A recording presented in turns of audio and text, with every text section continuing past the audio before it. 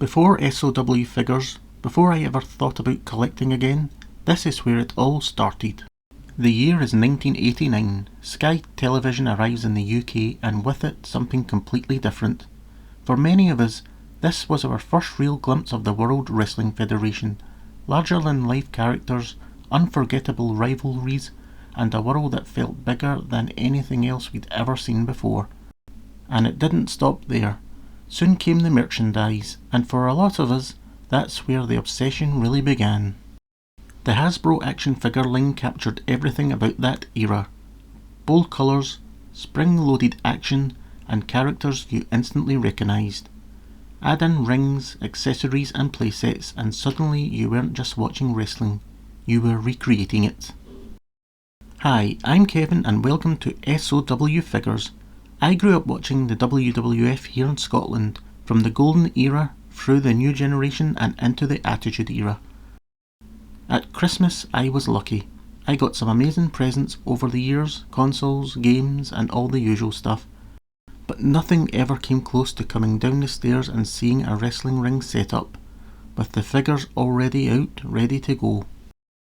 The WWF figures were flying off the shelves in the UK, so much so that I actually ended up with a WCW ring instead, but honestly it didn't matter.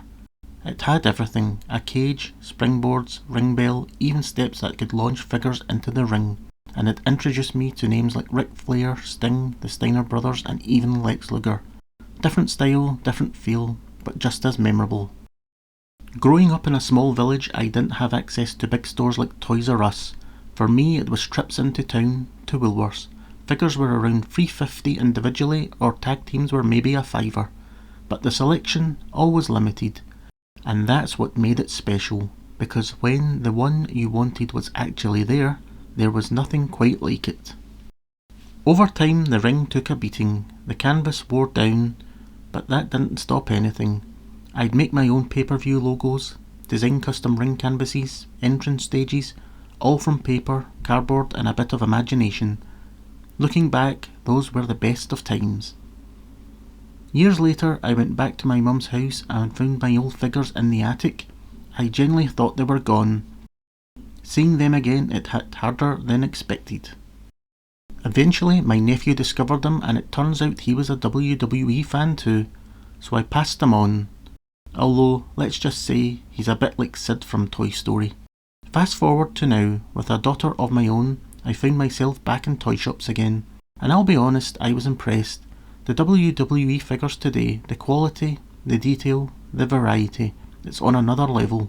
I remember seeing two figures in TK Maxx, D'Lo Brown and Kama Mustafa from The Nation. I stood there, debated it and walked away.